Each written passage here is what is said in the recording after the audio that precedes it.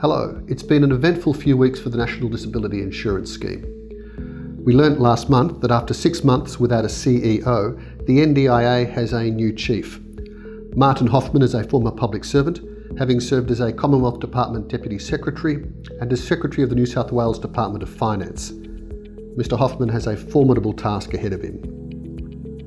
On November 7th, representatives of OTA appeared before the Australian Parliament's Joint Standing Committee on the NDIS, elaborating on points we had made earlier in a written submission to the committee. These pertain to the issue of individuals' NDIS plans, for a long time the source of great frustration for participants and their carers and service providers. However, I can inform you that just last week, in an address to the National Press Club, the Minister with responsibility for the NDIS, Stuart Robert, flagged some significant changes to the scheme. These include the capacity to amend parts of a plan without triggering a complete plan review, and the provision of draft plans to participants. Both initiatives we have been calling for. Perhaps 2020 will prove to be a good year for the NDIS, its participants, and their service providers. Next year, OTA will redouble its efforts to address the threat to the sustainability of OT practices posed by the NDIS Quality and Safeguards Commission. Not only is this another layer of bureaucracy with which to contend, the audit process some OTs are required to undergo is prohibitively expensive. Some OTs have been quoted audit fees in excess of $15,000. Those based in rural and remote locations are required to cover the travel and accommodation costs of visiting auditors.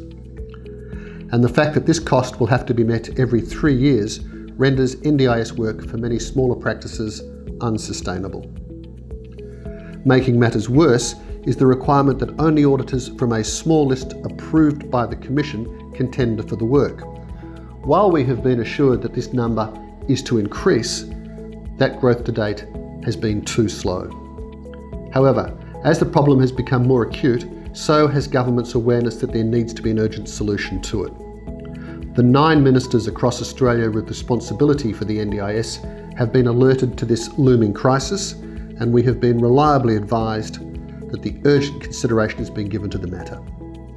However, this process of review can only proceed as fast as the slowest government. Realistically, we will not know until the new year the extent of the relief to be offered to smaller providers. In the meantime, sole practitioners facing the immediate need to register with the Commission, and therefore the audit, because they are an incorporated entity, should have been notified by the Commission to hold off until new arrangements are in place. It appears likely that the NDIS will remain a prominent issue in 2020. In the meantime, can I take this opportunity to wish all members a very happy festive season. Thanks.